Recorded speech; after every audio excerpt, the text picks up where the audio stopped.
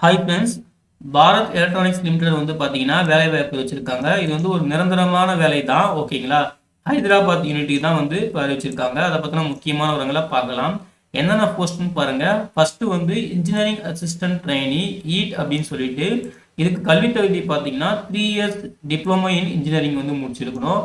அதாவது electronics and communication அந்த department அதுக்கு 12 வேகன்சி இருக்காங்க. அப்புறம் அது கம்யூனிட்டி வைஸ் எப்படின்னு சொல்லிட்டு சொல்லியிருக்காங்க. ஓகேங்களா? அதுக்கப்புறம் இதுக்கான பே ஸ்கேல் பார்த்தீங்கன்னா 24,500லேருந்து 90,000 வரைக்கும் இருக்கும் அப்படின்னு சொல்லியிருக்காங்க. அப்புறம் டெக்னீஷியன் சி அப்படின்ற போஸ்ட்டுக்கு இதுக்கு டென்த்து ப்ளஸ் ஐடிஐ முடிச்சிருக்கணும். அதுக்கப்புறம் கூடவே 1 இயர் அப்ரெண்டிஸ்ஷிப் முடிச்சிருக்கணும். அப்படி இல்லைன்னா 10th + 3 இயர்ஸ் நேஷனல் அப்ரெண்டிஸ்ஷிப் முடிச்சிருந்து சர்டிஃபிகேட் வச்சுருந்தீங்கன்னா நீங்கள் எலிஜிபிள். சரிங்களா? இதுக்கான டிசிப்ளின் பார்த்தீங்கன்னா எலக்ட்ரானிக்ஸ் மெக்கானிக்கு எலக்ட்ரிக்கல் இந்த ஃபீல்டில் இருந்தீங்கன்னா உங்களுக்கு வந்து எலக்ட்ரானிக்ஸ் மெக்கானிக்ஸ்க்கு வந்து பார்த்தீங்கன்னா 15 வேகன்சி, எலக்ட்ரிக்கல் ஃபீல்டில் இருந்தீங்கன்னா உங்களுக்கு 2 வேகன்சின்னு சொல்லியிருக்காங்க. அதையுமே கம்யூனிட்டி வைஸ் சொல்லியிருக்காங்க. சரிங்களா? அதுக்கப்புறம் ஜூனியர் அசிஸ்டண்ட்டு அதாவது BCom BBM 3 years course degree முடிச்சிருக்கணும். அதுக்கப்புறம் வந்து பார்த்தீங்கன்னா அதாவது இவங்களுக்கான வேகன்சி வந்து பார்த்தீங்கன்னா 3 வேகன்சி.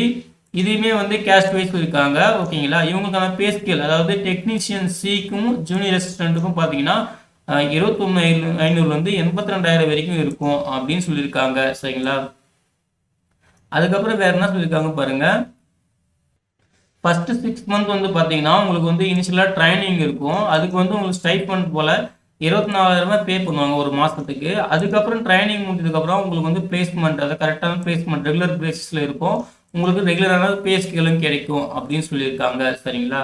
நெக்ஸ்ட் வந்து eligibility criteria citizens of India இருந்தாலே போதும். ஏஜ் வந்து பார்த்தீங்கன்னா மேக்ஸிமம் ஏஜ் லிமிட் சொல்லியிருக்காங்க. அதாவது இன்ஜினியரிங் அசிஸ்டண்ட்டுக்கு வந்து பாருங்க 28 வயசு, எல்லாத்துக்குமே 28 வயசு தான். டெக்னீஷியன் சிக்கு ஜூனியர் அசிஸ்டண்ட்டுக்கு எல்லாத்துக்குமே மேக்ஸிமம் ஏஜ் லிமிட்டு 28 வயசு தான். அதாவது 1 ஜூன் 2024 அந்த கணக்கின் படி. ஓகேங்களா? அப்புறம் ஏஜ் ரிலாக்ஸேஷன் சொல்லியிருக்காங்க. நீங்கள் ஓபிசி கேட்டகரி வந்தீங்கன்னா 3 இயர்ஸ், எஸ்சி எஸ்டி இருந்தால் 5 இயர்ஸு, ஃபிசிக்கலி சேலஞ்சர் பர்சன் வந்தீங்கன்னா 10 இயர்ஸ் போயிட்டு ஏஜ் ரிலாக்ஸேஷன் சொல்லியிருக்காங்க. அப்புறம் கல்வி தகுதி வந்து பார்த்தீங்கன்னா நம்ம ஆல்ரெடி சொல்லியாச்சு அந்த கேட்டகரிக்கு என்னென்ன கல்வி தகுதின்னு சொல்லிட்டு. நெக்ஸ்ட் வந்து பார்த்தீங்கன்னா பர்சன்டேஜ் ஆஃப் மார்க். சப்போஸ் நீங்கள் இன்ஜினியரிங் அசிஸ்டன்ட் ட்ரைனி வந்து பார்த்தீங்கன்னா உங்களுக்கு மினிமம் பர்சன்டேஜ் வந்து ஓபிசி எக்கனாமிக் கேட்டகரி அப்புறம் ஜென்ரல் கேட்டகரி இருந்தால் உங்களுக்கு 60%, SC ST physically challenge person வந்தீங்கன்னா உங்களுக்கு 50% சொல்லிட்டு எல்லா கேட்டகரிக்குமே காமனான ஒரு மினிமம் பர்சன்டேஜ் வச்சுருக்காங்க.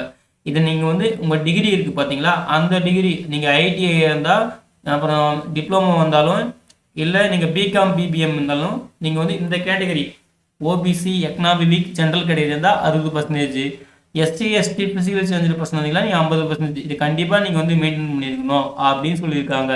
எக்ஸ்பீரியன்ஸ் வந்து தேவையில்லை அப்படின்னு சொல்லியிருக்காங்க.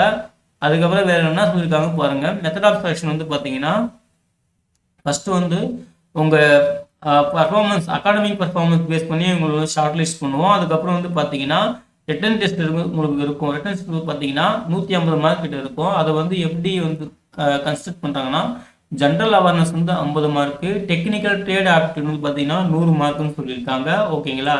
இதுலேயும் வந்து பார்த்தீங்கன்னா உங்களுக்கு மினிமம் குவாலிஃபை மார்க் சொல்லியிருக்காங்க. ஜென்ரல் ஓபிசி எக்கனாமிக் வந்து பார்த்தீங்கன்னா 35%, அதாவது போத் பார்ட் 1 பார்ட் 2.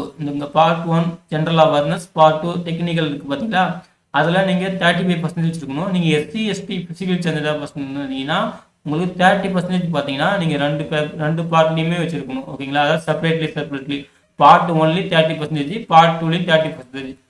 சரிங்களா? இதான் உங்களுக்கு கிளியராக சொல்லியிருக்காங்க. அப்புறம் அப்ளிகேஷன் ஃபீஸ் வந்து பாருங்க.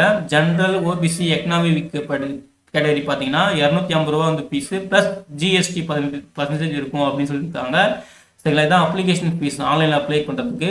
அப்புறம் SC ST physically challenger person ex service மேனாக இருந்தீங்கன்னா உங்களுக்கு வந்து அப்ளிகேஷன் ஃபீஸ் வந்து கிடையாது அப்படின்னு சொல்லியிருக்காங்க. அப்ளிகேஷன் ஃபீஸ் நான் ரீஃபண்டபிள் அப்படின்னு சொல்லியிருக்காங்க. ஓகேங்களா? அதுக்கப்புறம் அப்ளிகேஷன் ஃபீஸ் வந்து நீங்கள் ஆன்லைனில் தான் பே பண்ணணும் அப்படின்னு சொல்லியிருக்காங்க. எஸ்பிஐ கலெக்ட் அப்படின்னு சொல்லிட்டு. அதுக்கப்புறம் நீங்கள் அப்ளை பண்ணுறது வந்து பார்த்தீங்கன்னா ஆன்லைனில் தான் கம்ப்ளீட்டாக அப்ளை பண்ணணும். நீங்கள் அப்ளிகேஷன் ஃபீஸ் வந்து இங்கே லிங்க் கொடுத்துருக்காங்க பார்த்தீங்கன்னா, லிங்க் ஃபார் பேமெண்ட் ஆஃப் ஃபீ, இந்த லிங்க் யூஸ் பண்ணி நீங்கள் வந்து பே பண்ணணும் அப்படின்னு சொல்லியிருக்காங்க. ஓகேங்களா? அதுக்கு பிறகு எப்படி அப்ளை பண்ணணுன்றத நம்ம கம்ப்ளீட்டாக சொல்லியாச்சு. ஆன்லைன் அப்ளிகேஷன் அதுக்கான லிங்க்குமே ப்ரொவைட் பண்ணியிருக்காங்க. அப்புறம் அதுக்கான ஜென்ரல் இன்ஸ்ட்ரக்ஷன் கொடுத்துருக்காங்க. என்னென்ன சப்போர்ட்டிங் டாக்குமெண்ட்ஸ் தேவைப்படும், என்னென்ன டீட்டெயில்ஸ் தேவைப்படுன்றத கொடுத்துருக்காங்க. ஜென்ரல் இன்ஸ்ட்ரக்ஷன் வந்து நீங்கள் படிச்சிருக்கீங்க சரிங்களா. அது கரெக்டாக நீங்கள் வந்து கேர்ஃபுல்லாக அப்ளை பண்ணுங்கள். அதே போல் வேலிட் இமெயில் ஐடி, கரெக்டான மொபைல் நம்பர் வந்து கொடுக்கணும் அப்படின்னு கிளியராக சொல்லியிருக்காங்க சரிங்களா. இதுதான் ஃப்ரெண்ட்ஸ் இந்த ஜென்ரல் இன்ஸ்ட்ரக்ஷனில் சொல்லிக்கிற விஷயம். அதுக்கப்புறம் வந்து நீங்கள் அப்ளை பண்ணும்போது எந்த மிஸ்டேக்குமே பண்ணக்கூடாது. கரெக்டாக மிஸ்டேக் இல்லாமல் பண்ணிவிடுங்க. ஒன்ஸ் நீங்கள் அப்ளை பண்ணிட்டீங்கன்னா இங்கே கரெக்ஷன் பண்ணுறது வந்து நாங்கள் டேட் எதுவும் தர மாட்டோம் அப்படின்னு கிளியராக சொல்லியிருக்காங்க சரிங்களா. வேறு எதுவும் சொல்லலை ஃப்ரெண்ட்ஸ் ஓகேங்களா. இவ்வளோ தான் இந்த விஷயம். அதுக்கப்புறம் உங்களுக்கு ஏதாவது கொரிஸ் இருந்துச்சுன்னா இந்த மெயில் ஐடிக்கோ இல்லை இந்த டோல் ஃப்ரீ நம்பருக்கு வந்து நீங்கள் கால் பண்ணி நீங்கள் உங்கள் டவுட்லாம் கிளியர் பண்ணியிருக்கலாம் அப்படின்னு சொல்லிட்டு மெயில் ஐடியுமே கொடுத்துருக்காங்க ஓகேங்களா. அதையும் பார்த்துக்குங்க. லாஸ்ட் டேட் வந்து பார்த்தீங்கன்னா அப்ளை பண்ணுறதுக்கு வந்து 11 ஜூலை 2024 தான் லாஸ்ட் டேட் ஓகேங்களா. இப்போ 7 தேதி வந்து பார்த்தீங்கன்னா 7 ஆகுது. இன்னுமே ஒரு 4 டேஸ் தான் இருக்குது. ஸோ யாராருக்கெல்லாம் இந்த எலிஜிபிலிட்டி கிரிட்டேரியாவில் வரீங்களோ கொஞ்சம் குயிக்காக பார்த்து அப்ளை பண்ணிக்கோங்க ஓகேங்களா. இவ்வளோதான் ஃப்ரெண்ட்ஸ் இந்த ஜாப் நோட்டிஃபிகேஷனுக்கான முக்கியமான விவரங்கள் ஓகேங்களா. இந்த நோட்டிஃபிகேஷனை நீங்களும் ஒரு டைம் கிளியராக படிங்க ஓகேங்களா. இந்த நோட்டிஃபிகேஷனான லிங்க்கையும் டவுன்லோட் பண்ணுறதுக்கான லிங்க்கையும் ஆன்லைன் அப்ளை பண்ணுறதுக்கான லிங்க்கையும் நான் அந்த வீடியோ டிஸ்கிரிப்ஷனில் தரேன். செக் பண்ணி யூஸ் பண்ணிக்கோங்க ஓகேங்களா. ஓகே பஸ் இந்த வீடியோ பிடிச்சிருந்தா லைக் பண்ணுங்கள், மறக்காமல் உங்கள் ஃப்ரெண்ட்ஸுங்க ஷேர் பண்ணுங்கள். யாராவது ஒருத்தருக்காவது யூஸ்ஃபுல்லாக இருக்கும். அப்ளை பண்ணுற எல்லாருக்குமே wish you all the best. Thank you.